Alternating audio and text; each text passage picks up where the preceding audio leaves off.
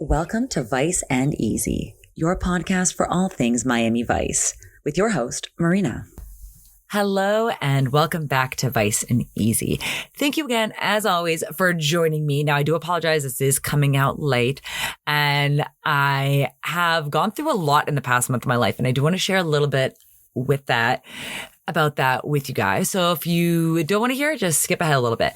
But I want to thank you first and foremost. I really am sorry for being delayed, and it's not the first time it's happened. I'm tired of having excuses. Basically, I will recommend this to you. Instead of making excuses, I will give you advice. Take some time off from traveling before going back to work. I completely destroyed my sleep schedule getting back to work because I was like so worried. And then at the end of the day, I'm like, cool, that extra day would not have really been a problem. If I just taken one day after coming back to like readjust my sleep schedule, even 2 days, like it's worth it. Like I just can't snap back and like rearrange your entire sleep schedule and rearrange your complete circadian rhythm. Also, what I noticed is that I would wake up super hungry and then try to eat, then try to go to bed. And then, so I've just been like in a weird limbo zombie phase this whole week of being too worried about exerting all my energy before I had to go to work so I wouldn't really do anything, and then being too tired to want to do anything. So I'm trying to shake out of that, and I do apologize. I don't want you to expect late content. Like, I am trying my best to deliver on time. And I have a lot of fun ideas for the podcast. And I now, especially with this episode, I have a lot of Vice Tea specials coming up. We only have a few more episodes left of this season. So during the break, I'm going to try to have some detailed Vice Tea, because I was like trying to go through the whole Don Johnson and Melanie Griffith timeline. I'm like, that is too much for like a 30-second to a minute Vice Tea segment. Like that deserves like a 3-parter, because just her and Antonio Banderas is an episode of itself. And I know it has nothing to do with Miami Vice, but I am just, as you know, I live for messy gossip. So once again, I want to thank you all, and definitely take time when you go on vacation. We need to be a little bit kinder to ourselves. And I am a little sad to leave the European lifestyle behind. And I am really yearning to get back to that. And I am all about work, and I'm all about, improving my lot in life and succeeding. But there's something to be said for just not having to be so go, go, go all the time. So who knows? Maybe I'll have like a little halfway point where I can just work like a couple days a week, or have like a full-time job and then just make frappes and spanakopita all day and just like kind of have that as a life balance.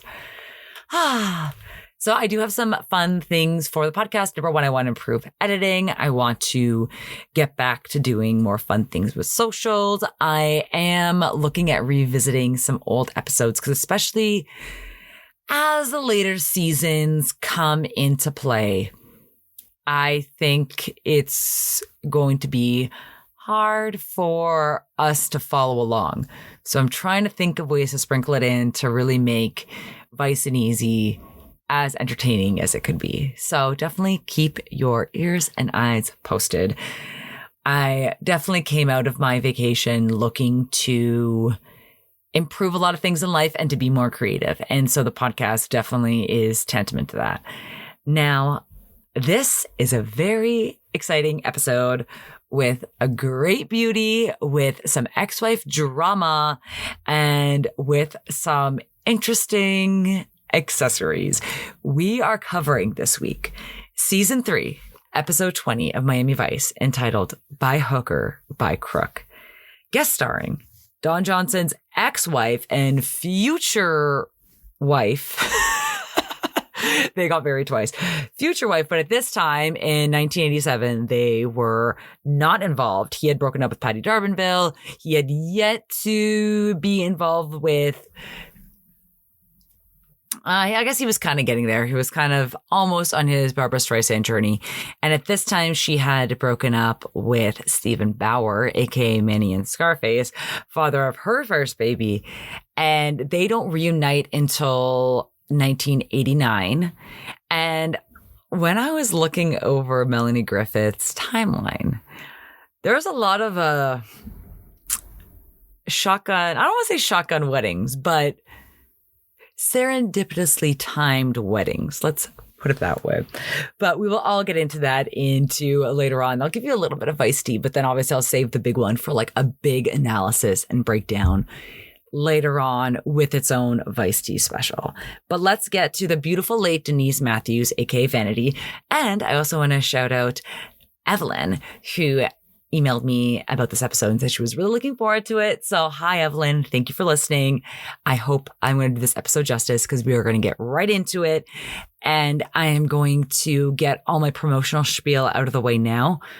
Go to the gallery because just seeing Denise Matthews, aka Vanity, and that beautiful face, worth it. I was just entranced by her this entire episode.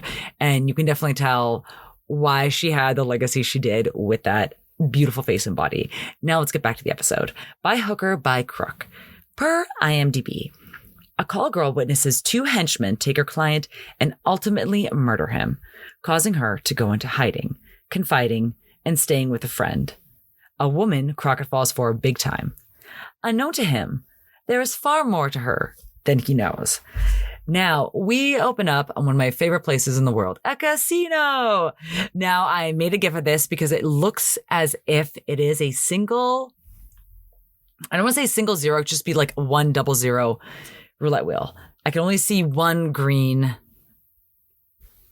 space. Now, in Las Vegas, sorry, as I am tantamount expert on this. So in Las Vegas, you'll see a lot of casinos that have really cheap roulette, but it's 000. So there's 0, 00, and 000. Those all decrease your odds of landing on red or black. Single zero roulette, not available anywhere in Las Vegas. And as I've heard, nowhere in North America. The only place you can find, I do not know, if you have better information, please let me know. The only place that you can find single zero roulette wheels, Monaco. Because again, once you keep adding in more green spaces, you take away people's chances of winning red or black. It becomes much more difficult. So that's why, again, with gambling, the house always wins. But they're basically just ensuring that the house will continue to win. Because a lot of people, red or black, they're 50-50 bets.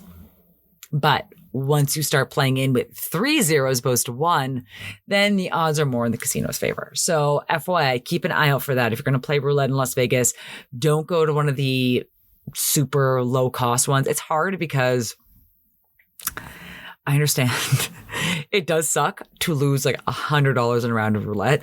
Not great, but there are other things. You know what's funny too? Last time I went to Las Vegas, I was playing Casino War, where it is literally just war. Like basically the dealer hands you a card and the dealer deals himself a card. Whichever one is higher wins.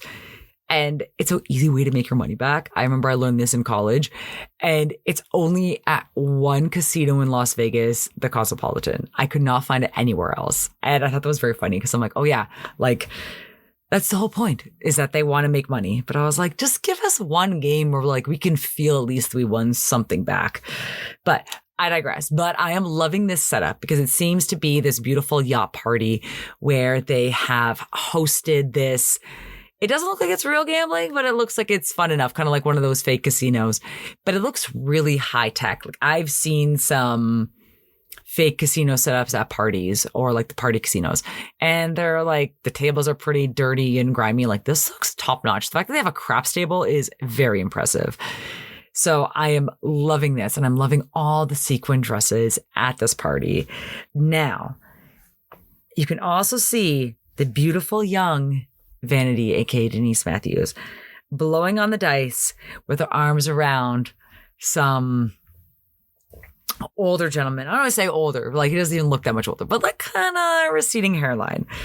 Now, Crockett and Tubbs are also at this party. Tubbs is standing by the craps table while Crockett is talking to a woman. And as they're making some genial small talk, she's adorned in this beautiful silver dress. And in the background, one of the woman on the left-hand side of her, I guess the right-hand side of her, is wearing this beautiful white dress with a feather boa. And I'm just like, oh, this party is so over the top. I love it. But I really love the one-liners that she has and that Tubbs has like 10 seconds later. Isn't it tribal? Everyone trying not to step on the wrong toes in a mating dance for the overprivileged. Now, if you didn't recognize that higher pitched voice, that is, of course, Melanie Griffith. At this time, Don Johnson's ex-wife and then soon to be re-wife and mother of his child, Dakota. Now, I think that's just like a very cute, because she just sounds like she's like above this all. But then when he kind of asks her what she's doing at the party, she says to make business contacts. Keep that in mind. Now, just as they're kind of like flirting a little bit more, Tubbs comes in to crash. Now, of course, they're keeping an eye on the guy that's playing craps, hence why Tubbs is by the craps table. As he leaves, Tubbs needs to get away to get Burnett to leave the party. This might be one of my favorite Tubbs one-liners. Christine von Marburg, this is my partner, Ricardo Cooper, who promises to improve his timing. Pleasure. Hi. Money's not made lying in the shade. Money's not made lying in the shade. Very true. Words of wisdom with Tubbs. Now, as Crockett's about to bid adieu to Christine, he says that he'll call her. She said that her number is unlisted. And surprising to her, because you can tell by her reaction, like, he just kind of brushes it off. Of course, he can't actively say, like, oh, that's no problem for me because I work in law enforcement. But you'll see later on, this does come up later on in the episode. Now, before we get to following our craps player,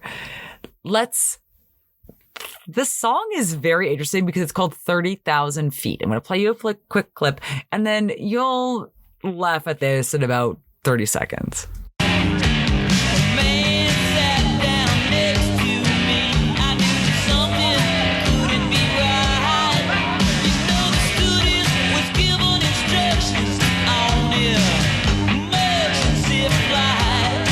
Okay, so the song's about like feeling unsafe, way up in the air, 30,000 feet. Interesting. So we are tailing our gentleman and our beautiful Vanity to the hotel. Now, first off, he pulls up in a Mercedes stretch limousine. And then, so it obviously says like 10,000 SEL Mercedes insignia, the symbol. And then it says ABC #1. And I'm like, that might just be there because it's like made for filming, but I thought that was very funny. Now, they're definitely tipsy going back to wherever it is, this high-rise building. And then, as they get closer, he walks in the door. Two goons grab and pull him in. It's kind of like a comic. Then we see our poor girl, Vanity, run scared for her life as the two goons, who are actually both involved in wrestling, which I found this out as I was doing some research, which makes a lot of sense, throw him off the balcony. He lands, and his mangled body ends up like 3 feet away from Crockett and Tubbs' car. Why these goons didn't think to maybe move down a little bit to not draw as much attention, because Crockett and Tubbs are clearly waiting by the front door. They do not give an F. Now, that's very funny that the song before was 30,000 feet. He was worried about something up in the air. I was like, oh, maybe it should have been like 300 feet. I don't know how high that is. But yeah, they go check on the body, definitely dead. And they mention the bluebird of happiness, which I also had to look up because I've definitely heard this reference before. I remember in The Simpsons, they referenced the bluebird of unhappiness. So what's the bluebird of happiness? And it turns out that it's kind of like a figure, like passed down in lore all the way from prehistoric China to Native Americans, and that it was a popular song in like 1934, 1940-ish. So, and it's kind of like been brought up in pop culture. But yeah, that definitely wasn't a happy delivery. Like that's not a bluebird of happiness. That is a man being tossed to his death. Also, it is so gnarly.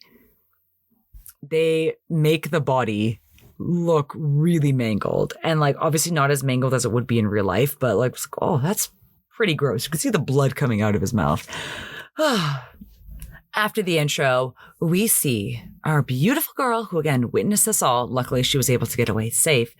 She's going to what I'm assuming is her apartment, clearing everything out. There's a adorable stuffed teddy bear with sunglasses, and leaving a newspaper on the bed. She also looks amazing. She's wearing like a yellow and white striped bandeau bra and leggings, looking like $1,000,000. Very minimal makeup, but so gorgeous. So she is on the run.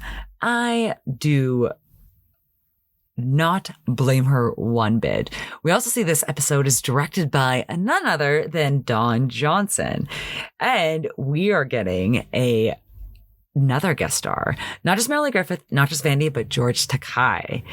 We'll get to him in just a minute because we are actually back at the precinct trying to figure out what happened, what's going on. They want to get a little bit more info as to why this guy ended up being tossed off a balcony as they were tailing him. They want to go pay a visit to the woman who hosted the party, who owns the yacht. She could not be bothered with this type of troglodyte behavior in this next clip.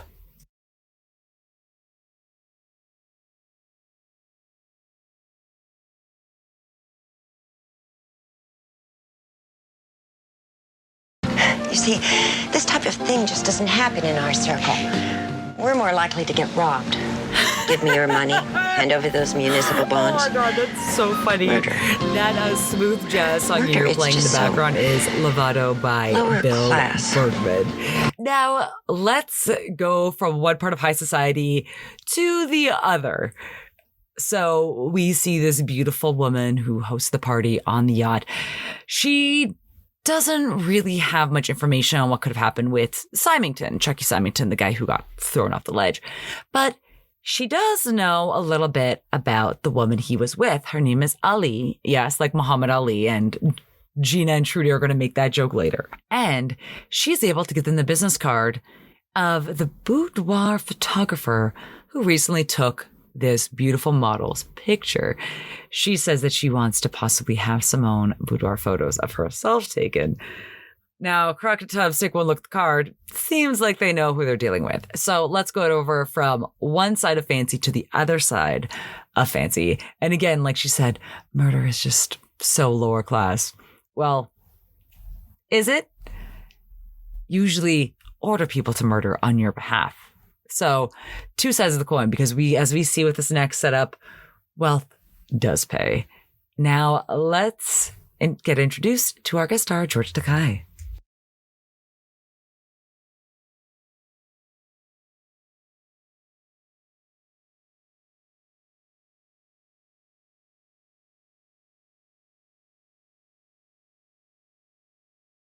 Now his death looks like what it was, murder. And Ali is still wandering around out there with a tail It just to reminds me of But I thought Trailer you Park had- Boys. I forget, it's one of the later seasons. I want to say like season 5 or 6. Where he was like, Are yeah, you jail was so awesome used this to time. jail that you think of it as some sort of vacation? Like, are you so used to jail that it's a vacation? Oh my God. Now let's check in with our boudoir photographer. Now, first things first, I noticed Everglades Hotel and I was like, interesting. We're nowhere near the Everglades, but I actually looked it up. It was at the time the largest hotel in Miami. I believe it was 25 floors, 26 floors. Now it's a completely different building, but I think that's so super cool that they were able to get this shot with something super iconic in the background, which we had never known about. Now, let's look at the sign. First things first. Most things in French, like soir, evening, noir, black, Noir. We have boudoir photography I. de la Moreno with a great caricature drawing of Izzy, I must say. Boudoir is spelled Boudior, like Dior. And it's on 2 different signs. And like the first sign they see, it's London, Paris, Miami, San Juan, Los Angeles, Milan, like trying to make it one of those like international businesses. We got a great shot of Izzy through the peephole, and then we get another shot back of Crockett and Tubbs. And there's just this great scene of Crockett just being like, come on, like moving his finger, like open up. That they're defecating on the First Amendment, which again is not what that means. So he does open up. As there's a woman posing inside. He gets her to hide. Crockett and Tubbs come in. They obviously want info on Ali. Izzy's a little bit hesitant to give it up, but Crockett and Tubbs know how to work it in this next clip.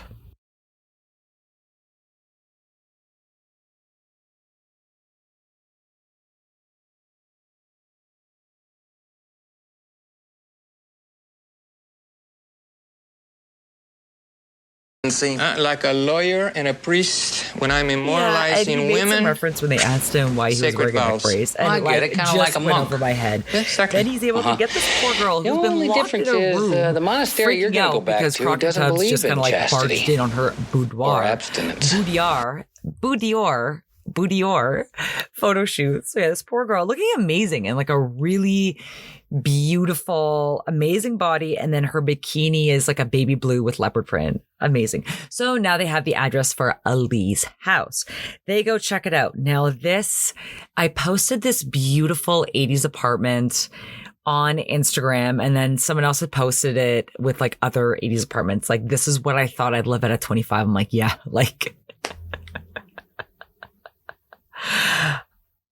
it's just like, it's constantly like roommates. And I did live alone for like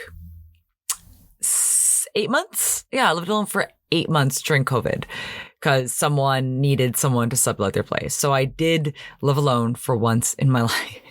And I guess in college I was in a dorm, but it was like a single room dorm. Like I didn't have a roommate. I guess that would be kind of close. But yeah, like it's very, very funny how like we just assume that these apartments are just so within our reach. And it's like, no, they're pretty hard to come by. I know some people, you can sometimes in like smaller market cities, you might be able to find like a luxury apartment for like $2,500 that looks kind of similar to this. And, you know, if you're dual income, you can make it happen. But yeah, it's just wild that like, this is what I thought we'd live in. But it's a beautiful apartment. I really like the mirrored wall. And again, they don't really find anything. They can definitely tell that she has left town. So they know that she is either scared or involved. And they find the newspaper on her bed. I'm trying to think if the newspaper was there when she was grabbing her stuff, or if she got the newspaper and like left on the bed as like a final sign, or even worse, someone came into her apartment and left the newspaper there with the goons. That I might have missed on rewatch. Whew. Now, before they went to go see the lady who owns the yacht, Crockett was able to get Christine's unlisted number, naturally, from the directory. But, you know, you can't really tell people why you could get their unlisted number. But they asked her to go out to dinner. It's a super cute spot. They're still getting to know each other. You can see that they both have their walls up. She mentions that she recently got out of a relationship and she is tired of all the questions he's asking her, and she wants to ask him some questions in this next clip. Your phone numbers. Mine, for example. Oh, a little of this, a little of that. Let me guess. You're a jewel thief.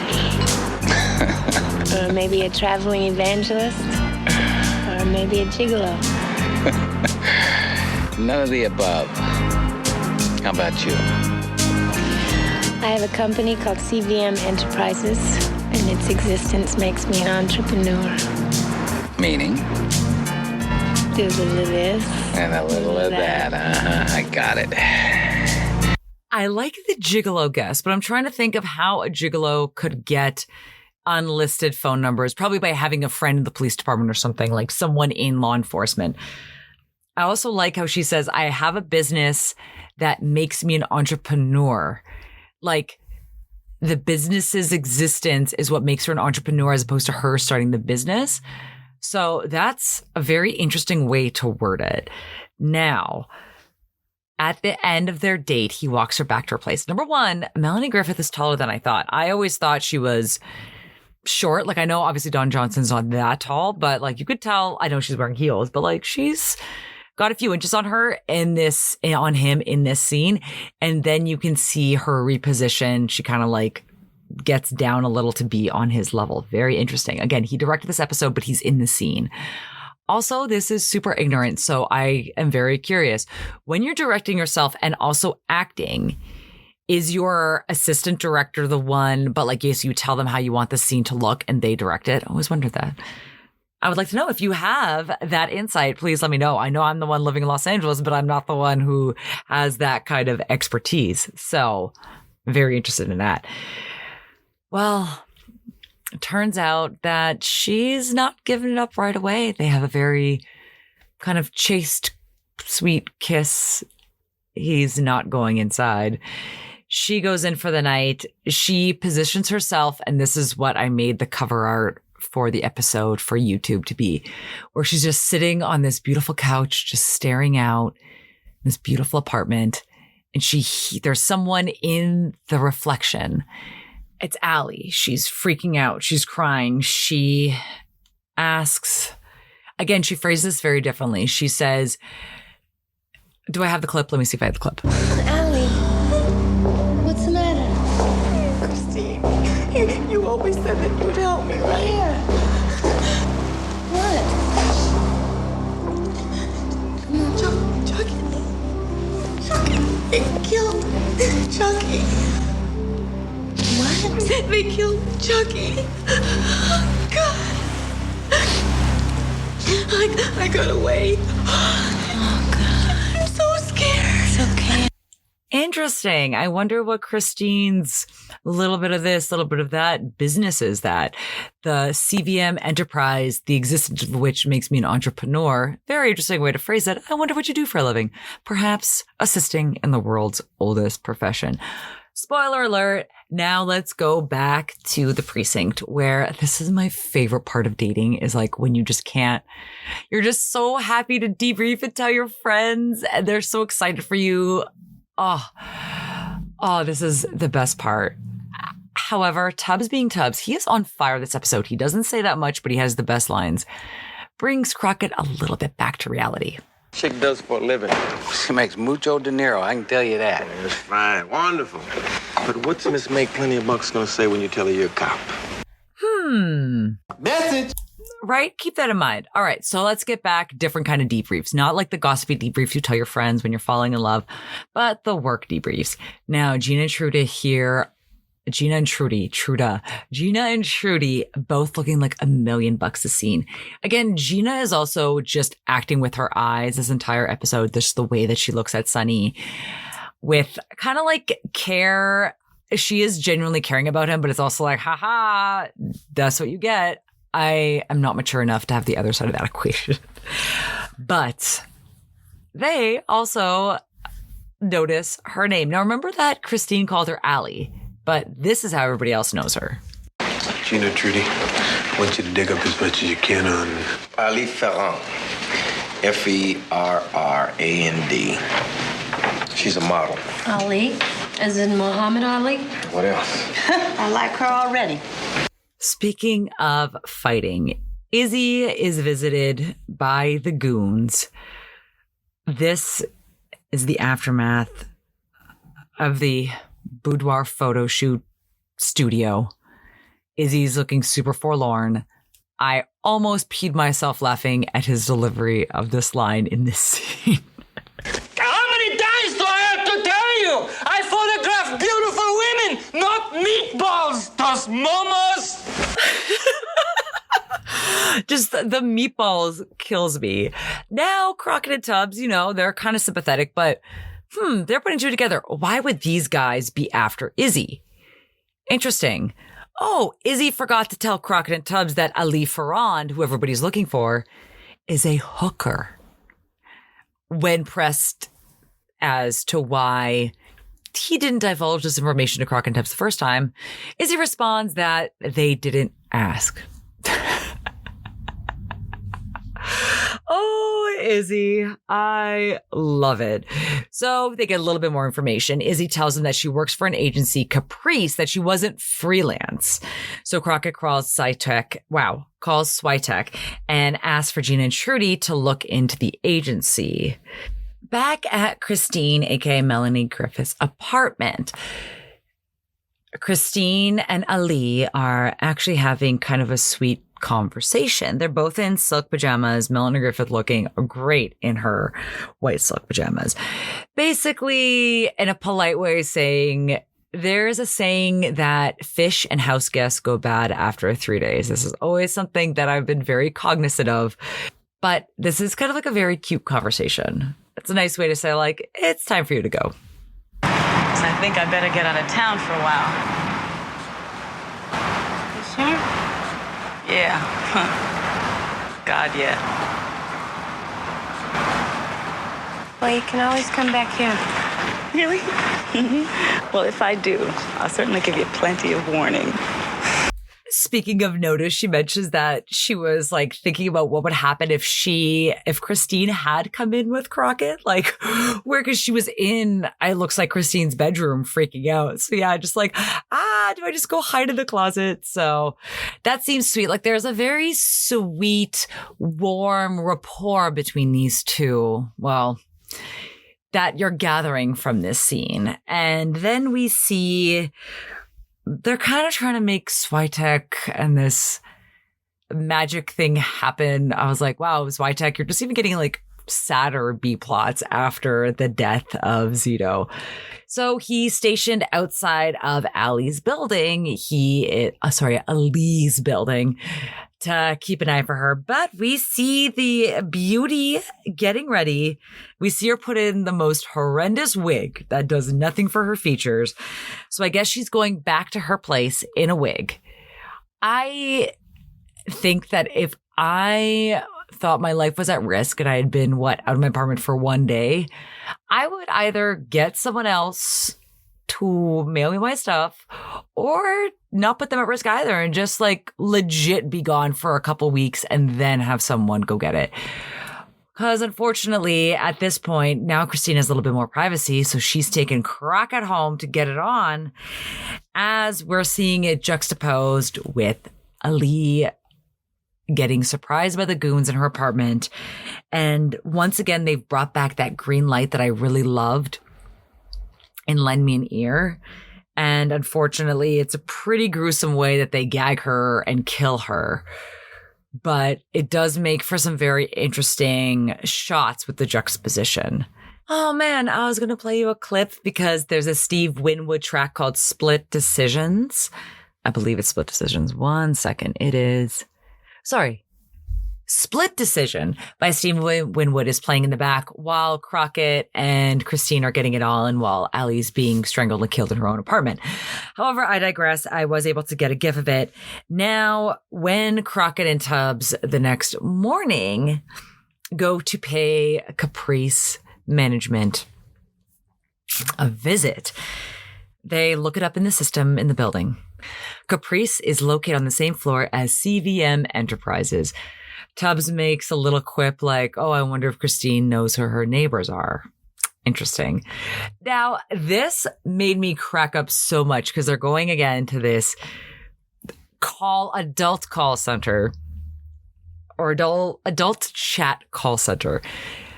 There's a woman in curlers, and it's like the fun curlers, like they're how to describe it? Not like the hot rollers. They're like the cold ones that you can ply around. I don't have them anymore because my hair is too short, but I was like, oh, it's so funny. She's having these sexy conversations with men. And this is the dialogue you're hearing, the views. I love it. Oh, don't lie to me. I'll tell you anything you want to hear. Just give me your credit card number first. Just straight up being like, well, give me your credit card information. We'll get that for you, honey. Love it. Now, when Crockett Tubbs walk in, the receptionist, who you might recognize from season 1, episode 7, When I Jack, her name was Barbara Caro. She was actually Crockett's ex-girlfriend in that episode. She was the one with the gambling problem who attended her wedding, and the husband was much less attractive than, obviously, very few men are as attractive as Don Johnson was in 1985. But like, damn, I don't know if I'd play my future husband like that. But sort of digress. But she is quite smart and very quick to respond in this role. When Crockett Tubbs comes in, she says, sorry, we don't take requests. We do outcalls only. Then when they press a little bit more, she's very confident that they are a legitimate business and that they're happy to help the police with whatever they can. For the police? Anything. Being a strictly legitimate small business, it's our pleasure to cooperate with the man. Well, that's good. We got a little bad news for you, though. One of your girls got herself killed last night. I'll leave for round. She was always screwing something up. How about a list of some of those somethings or someone she might have been involved with in the past week or so? It's in the computer somewhere. Well, I sure hope you're computer friendly. I'm just friendly. How about your boss? Maybe he could help us. Can't say. Who is your boss? I can't say that either. That's it. Okay, I'll tell you what you do. You tell your boss to get us that information and phone it in to this number. Tell him not to make me get a warrant now. Ooh, no escort agency, no matter how legitimate, ever wants a warrant up in their business. So as soon as Crockett Tubbs leaves, she makes a call. Now, where are Crockett Tubbs going, you may ask? Well, remember how Christine is conveniently located on the same floor as the Caprice escort agency.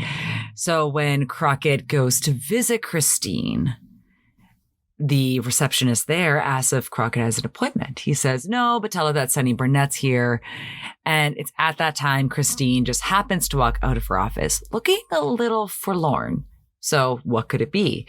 She says that someone else was able to snag the land that they wanted to develop condos on. Interesting. And as they're chit-chatting, Crockett says that he wants to see her tonight. He wants to take her out to dinner. She kind of like plays it down. He says that no matter what, he's going to show up with a pizza and a bottle of champagne because guess what? Tubbs is reading the newspaper and notices that Christine has been picked to be one of the top businesswomen of Miami. She plays it off and, just says, oh, the Miami Chamber of Commerce can be easily swayed. Interesting. Then they go back to her place and they have some actually very cute pillow talk. And this is the scene we find out what Crockett's zodiac sign is. For your birthday. You don't even know when my birthday is. You see, that's another secret that you're keeping from me. July 29th. Are you satisfied? Yes, Crockett is definitely Leo. And I've definitely mentioned this on this podcast before because I knew this episode divulged his birthday. And I think I had found it in some message board as a teenager or young adult. I always wanted to do like the birth chart of Philip Michael Thomas and Don Johnson, but I don't think anybody else would care about that except for me. But if you do, please let me know because I love this kind of stuff. Now, the pillow talk is very sweet. You can definitely tell that they still have that real connection in real life. A little bit of gossip. Again, if you miss the Barbra Streisand, Patty D'Arbanville Vice T special, go listen to it because we're going to try to cover as much of Don Johnson's love life as possible. The one I won't mention is the Jodie Lynn O'Keefe one because it's just like really icky for many reasons. The age, the power of authority, yeah, all that. But there seems to be a little bit of overlap with when Don Johnson and Melanie Griffith reunited and got pregnant with Dakota at the tail end of his relationship with Barbra Streisand. Interesting. And then, yeah, Melanie Griffith has a lot of overlap in pregnancies, like with Antonio Banderas, and leaving Don Johnson for Antonio Banderas, which is like, number one, like, good for you, girl. Can't really. If you were to be left for anybody, would it not be Antonio Banderas? Like, just be like, yeah, you know what? I totally understand. I would love to have dinner with you all. Like, please invite me over. But it's cute. So as the end of their pillow talk, she's asking him to watch the interview on TV. So the next scene, Crockett is watching at OCB and he has wheeled in the TV. Remember back in the day, you could wheel in the TV, but you had to do it on the display. So it was like that metal rack you had to bring in along with the TV. He's watching along with George Takei's character. The interview starts by mentioning her silver spoon background. And this scene made my jaw drop because I'm like, did they predict Heidi Fleiss? Heidi Fleiss came from very similar means. And then let's listen to a little bit more of this interview because it goes south real quick. And when Crockett is watching, Trudy barges in. And again, this is live TV, so it's like you pause it. And Crockett's like, no, stop. She has something to tell him, but he kind of poo-poos her away so we can watch this interview, which I think is very sweet and it shows how dedicated it is to her because especially in the beginning of the relationship, you notice when people really care about you or they don't care about you at all. And I was like, wow, I had so many like failed quasi starter relationships. And to see Crockett watch TV to watch her interview, which is like so sweet. I was like, oh, that is exactly what you want at the beginning of a relationship. But let's get to the interview that's going south right before our eyes. Let's check in on the car crash, shall we? She's lovely, obviously. And I think we're going to find out that she's also rather intriguing. Comfortable? Yes, it's too nice of a day not to be. You know, I'd venture to say you've been comfortable all your life. Why is that? Well, your late father, Klaus von Marburg, heir to millions in German munitions, and of course your mother, the former Elizabeth Babbitt, with a pedigree that traces all the way back to the Pilgrims. And as for you, after one of the decade's most lavish debutante parties... Trudy, not now. Gotta watch this. Graduated with honors in history. And that's why I was frankly flabbergasted at the report from our research people on a month-long investigation into your background. Why is that? Well, a goodly portion of your annual high six-figure salary is derived from ladies of the night. I don't know what you're talking about. Well, the telephone company may call it the Caprice escort service, which certainly sounds respectable. But you're running a string of prostitutes. Miss von Marburg, you're a madam. Oh man, Crockett is watching this all unfold on camera. Furthermore, if you are that high up, okay, so this is what a lot of people say about housewives. Like, why would you go on TV when you have all these skeletons in your closet, when you're broke, when you're committing tax fraud? Like, what level of dissonance does it take to want to put that life that you don't really have on TV? And it's like just ego, narcissism. And like, it has to be with this. Like, why would you let people research into your life? And she explains this later on at the end. So I'm definitely going to try to connect back to this point. And at OCB, like, Crockett is really distraught at this news. And Trudy says, like, that's what I was trying to tell you. And basically she explains how they were able to deduce that information. They were able to kind of check to see the ownership. I actually did this in my other life as a career, where you look into the ownership structure and you keep going up and up and up and up, researching who's on the board, researching, you know, when it was sold, who created it, and you can find out when people are laundering money. Whew. Tubbs tries to console Crockett, but Crockett says something really sad in this next clip. First a junkie, now a hooker. I think I've been in the business too long. I'm starting to fall for the players. Ooh, and you do feel for him because, again, he's going after what he thinks are, okay, how do I explain this? He's dating people who have secrets and they're not out to intentionally hurt him, but by not doing that, they are hurting him. They're putting his job at the line. Teresa almost got them killed. Like, I just feel so bad for him. And you can tell that Gina just is looking at him really wistfully, and she's looking amazing in this like dark Kelly jade green that she's wearing. But again, I was like, Sonny, you had your chance. You had a woman right there and you messed it up because you were still rebounding from your wife. Oh man, I don't know why I was like so emotionally invested in this episode. But yeah, I don't know. There's just like a lot of emotions that are opening up for me. Oh man. So he asked Tubbs to get the phone records pulled for Christine and Symington. And another interesting note when I was talking about ownership is that Kenneth Tagaru, George Takei, is at the top of this chain. So now we're opening up a whole new, different can of worms. Crockett goes to see Christine for questioning because she just got booked and brought in from downtown. She asks her lawyer to leave and he does, and they're able to really kind of get to the bottom and kind of deduce whether or not it was real. And it's kind of bittersweet in this next clip. I never had a clue.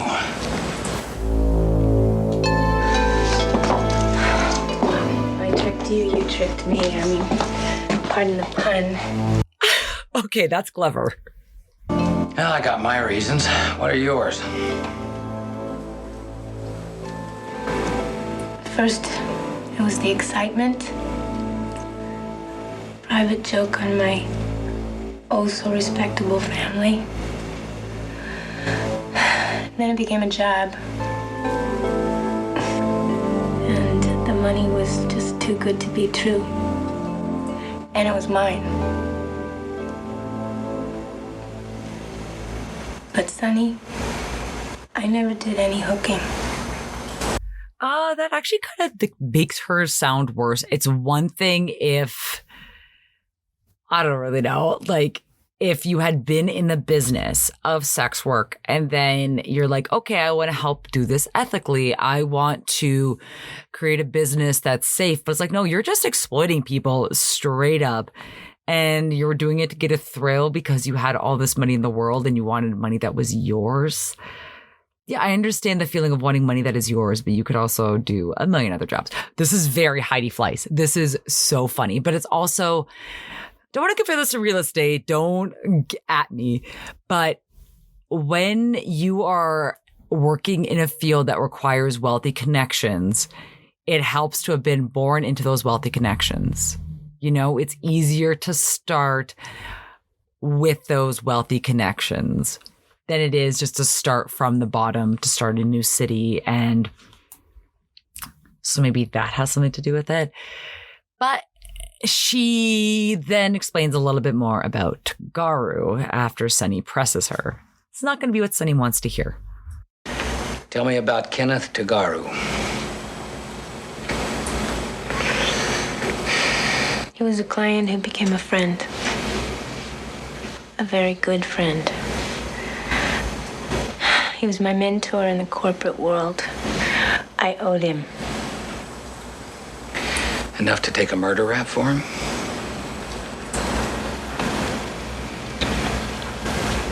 Business is business. I don't want to go to jail. That's good. So you'll set up a meeting between Burnett and his Bahamian banker friend, Mr. Cooper. Interesting. So basically, Crockett phrases this as the DA is going to go after her if they can't implicate Tagaru.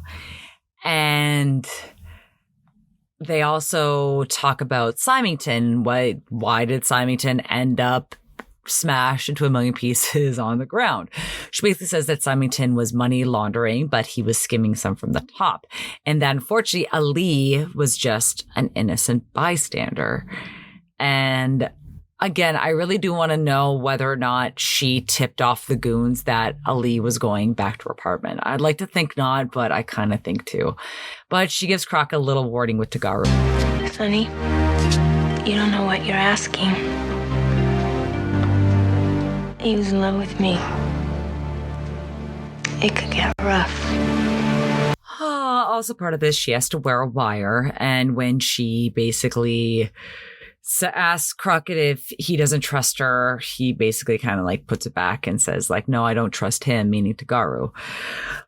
Well, so she is going to make her way over to her old dear friend's place. I'm really enjoying all the aquariums. However, deep in my gut, I know that these fish are not long for this world. Oh, man. So they start having this conversation. This is when she brings up that she needs money to leave the country and that she would like to involve Burnett and Cooper in the deal as a way for her to, make some money to repay basically what she's going to be borrowing from Tagaru. Here's the conversation. And you need me to subsidize that journey? Just until my assets thaw. I've found someone to take Symington's place. Who? He's a friend. His name is Burnett. Friend? Acquaintance. He has a banker, a Mr. Cooper. Burnett says he's a genius at laundering money. I've had enough of bankers. They're so smarmy. Oh, man, Takei is a national treasure. Like, the delivery on that line just kills me. But basically, she says that she wants to involve Crockett and Burnett and Cooper so that she can make some money and go abroad. Now, basically, as this conversation continues, he is going to help her financially. Now, this is also where it gets awkward. Like, you can hear in the dialogue that Zwitek and the Vice team are doing surveillance and listening in. Crockett is listening in on this conversation that the woman that he is falling in love with is having with a man that she has been involved with and is now asking him for help. And he uses this phrase that we all know what it means. Remember, Christine, the first rule of business?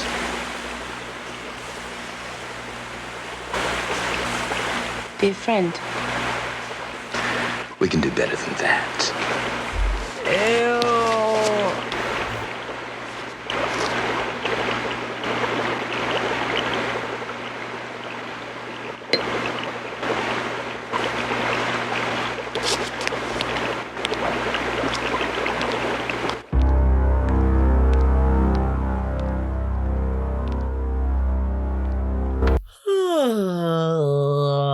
Okay, I wanted to include that spooky music at the end. Oh, man. Well, I said, my notes say poor Crockett, but he put her up to this. So after the briefing at OCB, lots of great jewel tones in this scene as well. And so now we have the meeting again where Christine, Tagaru, his goons are going to meet with Crockett. Sorry. Oh my God. I keep doing that with Burnett and Cooper. Here is Cooper's accent. We can provide you with what you're lacking. Legitimate business for your, let's say, how shall I say this, less than legitimate funds.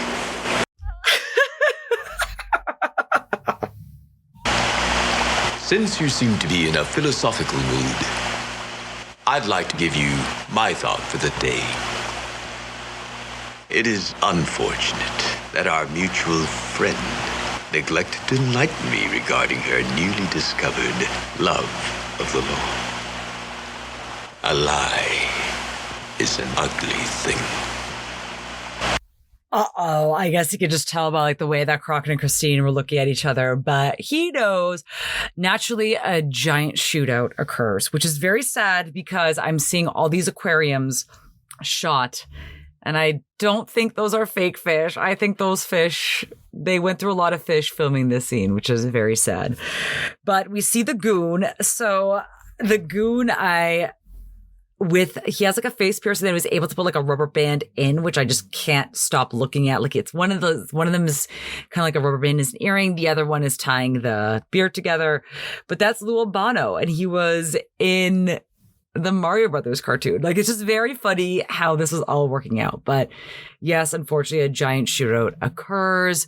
Christine is actually the one to shoot Tagaru, and Crockett is the one that threw the gun to her, and she ended up coming out clutch in the end. However, this episode is not gonna end well. Let's go visit Crockett fishing alone on the St. Vitus dance. We know what that usually means when we get a visit from Christine, all decked out in white. I wanted to say goodbye. I'm leaving the country. Yeah, you've been taking a little heat in the press lately. I don't blame you. Yeah, I still can't believe it. You know the newspaper that's been crucifying me? Well, the publisher was one of my biggest clients. Oh my God. Yes, this is so hypocritical. Like, using her services happily. This is why they also know her business, but then to make themselves look good, they're going to throw her under the bus. She said that they're bastards, all of them. And then he kind of brings up, well, was he the biggest bastard of them all? And she agrees, but it's like very like lighthearted. And then she brings up that the charges have been dropped. You held up your end. Ugh, super awkward silence.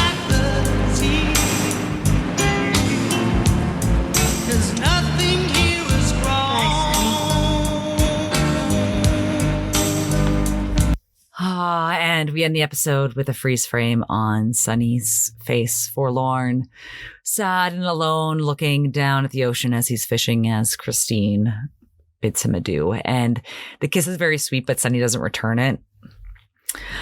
Oh, man. Well, let's take a quick break and then we'll come back and we'll break down the episode. All right, let's get back into it and let's start with some Vice tea. Now, Melanie Griffith, you will get your own episode, but for those of you who don't know, this is Don Johnson's two-time ex-wife. So they were actually divorced before this episode, before the 80s. So when Miami Vice started, he was living with Patty D'Arbanville, who was the mother of his son, Jesse. They broke up, I want to say around like 1985, 1986. So around the time of filming this, 1987, we do not know who he was paired up with. She had married and had a child with Stephen Bauer. And I want to say around this time, they're all splitting up. I'm assuming that they hooked up on this episode, but they didn't officially get back together until early 1989, late 88. Basically, there's a little bit of overlap with Barbra Streisand. So Dakota was born October 4th, I believe, 1989. So if they were getting things back together early 1989, that makes a lot of sense. But she will get her own episode, if not multiple, because this woman's love life is so insane. And it is sad. She did have like a very rough childhood. She is the daughter of Tippi Hedren, who was an Alfred Hitchcock blonde. And she grew up with a lot of wealth. She grew up with lions and tigers, as has been documented on TV.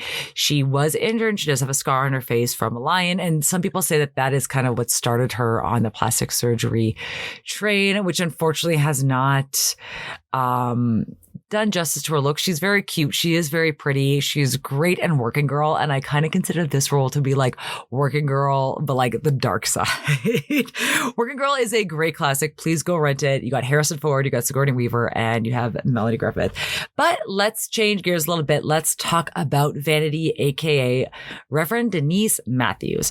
She is also Canadian. She was born in Niagara Falls, Ontario in 1959. She actually applied and competed in Miss Canada. She had moved to Toronto to be a model, and this is also when she appeared in some B-horror movies under the name Dee Dee Winters. So when I looked her up with Denise Matthews Toronto to see if, there were any like photo shoots of her, interviews of her back in the day in Toronto that I could like pinpoint. And she was listed as Dee Dee Winters in the pictures I could find from the Toronto Public Library archives, which I thought was super cool. She, again, beautiful and amazing to look at. We will also know her from her ex-paramours. Again, Nikki Sixx, and I remember this because I remember she was writing back. I cannot remember if it was The Dirt or The Heroin Diaries, because The Dirt was all the Motley Crue together. The Heroin Diaries is just Nikki Sixx and came out many years later, that she basically responded to his stories. And at this time, she was named as Reverend Denise Matthews, and she talked about becoming a born-again Christian and denied some stories of their prior drug use. But she was engaged to Nikki Sixx, and she also apparently dated Billy Idol. But of course, the most famous ex-boyfriend of all, that would be Prince, who she met backstage at an award show. And after she met Prince, you can see I put their Rolling Stone cover issue in the show notes as well, to see how beautiful she was. It also makes sense because when you see her, you're like, she kind of looks like Apollonia from Purple Rain. She was supposed to be in Purple Rain. Apparently something happened. I don't know if they actually officially split before filming, but she dropped out of Purple Rain. And she also was bailed out of jail by her sister's boyfriend, Eddie Murphy. So what a life. Now it gets a little bit sadder. So after she became sober and she became a born-again Christian, she did a lot of damage to her kidneys because of her drug use, and she required dialysis. Then she also got married to Raider tight end. I want to say it's Anthony Smith. I have this in my show notes. They divorced after 1 year. He was arrested for domestic violence after they split up, and then he went on to be found guilty of 3 different murders. Yeah, and there was a lot of talk of her just being a little too generous to a fault after she became a born-again Christian, letting certain people inside the house, giving them money, and, that doesn't bode well for any marriage. And apparently she married this guy within a year of meeting him. So it was all very quick. And, she changed her life completely. She's also been on the record saying that she threw out all of her old photographs and videos of her when she was Vanity after she became a born-again Christian. But very interesting woman. She does have an autobiography out. I've never read it, but I'm kind of a little bit curious now because I want to also hear about her growing up. And especially like her with Prince and her with Nikki Sixx, because I've only read that excerpt from the book. So very interesting. Beautiful woman. And she passed away, unfortunately, from issues with her kidneys in 2016. Rest in peace, Denise Matthews. Before I forget, remember how I said my goons looked a little familiar? So our goons in this episode, we have Lou Albano, who is the guy with the elastics. You may also know him from Super Mario Brothers. And then you have Afa Anoy. I cannot pronounce it. I'm so sorry. But they're both wrestlers. And it makes sense because you get to see like a little bit of their personality. You can see that they're very animated in their movements. You can tell that they have that training, which I think is very interesting. And then the society dame, that's how she put it, basically the lady whose house yacht that they had this party at, the one who thinks that murder is so much lower class. Her name is Veronica Cartwright, and she has a huge IMDb presence. Just going through it, I was like, oh wow, she has been in everything and still working up until this day. Now let's break it down with some looks. Naturally, you cannot have anything that has anything to do with such a beautiful woman as Vanity Denise Matthews and not put her as number one. It was funny. I was reading this old excerpt from Prince where basically he used to say they fought all the time because she was the most beautiful woman in the world and she knew it and she just had that attitude. I'm like, yeah, I understand 100%. She naturally is going to be my best dressed woman, but I'm going to put... this is tough. Okay, so I want to put Ali, aka Vanity, aka Denise Matthews, with the opening outfit, with the long earrings, the sequin jacket, the sequin dress in the beginning. She just looks so beautiful. I'm going to put her as my best dressed woman. Second runner-up, I'm going to put Christine in the white power suit, saying farewell to Sonny after he had the charges dropped. Then I'm going to do...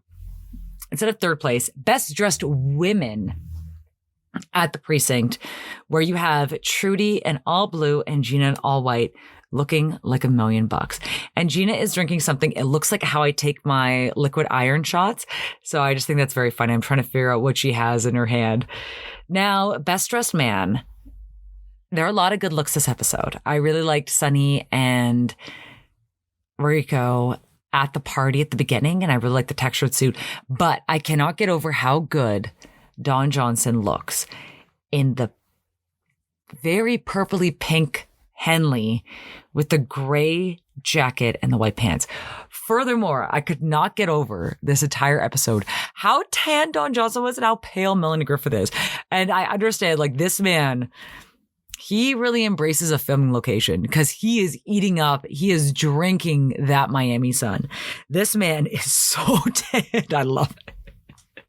Now, wild card. I have a few different categories. Wild card is simply going to go to our boy, Izzy Moreno, in the scene where he's dressed in the beret, the camera, the bolero, he looks like very equestrian, like he has like jodhpurs on. And then this is when he gets rushed by the bums and he complains about the meatballs. Oh my God. He just looks so ridiculous. I was like, this has to be my wild card. But I have also made a new category. Get ready. It's called Wild Card Accessories, which is going to the woman in the call center with the curlers in. Also with Lou Albano. With the rubber bands all over his face. And also like rocking a face piercing before they were a thing. Also wrestling and face piercing. I hope he did not have that hanging out. That looks a little scary to do if I were wrestling at that time. Now let's wrap it up because I am way over time here with music. Now I am going to basically just throw out all the songs that they actually provide for us because the winner in my heart comes as no surprise. It's obviously going to be the ubiquitous use of Crockett's theme and also Crockett's return in the episode, which I cannot say no to. I love a Crockett-centric episode. I love a Don Johnson-directed Crockett-centered episode. Say that 5 times fast. Then a Don Johnson-directed Crockett-centered episode featuring Crockett's theme and Crockett's return. Other songs included 30,000 Feet by Broken Homes. That was at the beginning. That was the fun foreshadow of the toss over the balcony. Lovato by Bill Bergman. That was the jazzy song on the yacht. Split Decision by Steve Winwood. While, oh my God, they say make love. While Christine and Crockett as Burnett are getting it on while Allie is being gagged and killed by the goons. Then the last song, which I do like, don't love, but I like, is Holding Back the Years by Simply Red. And I think that is like a very beautiful, like parting song. I wouldn't say it's a breakup song, but a parting song. Now it has come time. How can I pick my favorite quote of this week? Because we have so many to choose from. I photograph beautiful women, not meatballs. Okay. Let's get through those. One is not made lying in the shade. I like how the writers were like, you know what? I think Tubbs is too smooth. Let's just give him all the one-liners this episode. This did haunt me. A lie is an ugly thing. Oh, like, how do you choose? I tried to pick quotes that all embody different feelings and spirits. I really wanted to add the murder so lower class, but I was like, oh, that meatball one's too funny. At the end of the day, I gotta go with my boy, Izzy. I photograph beautiful women, not meatballs.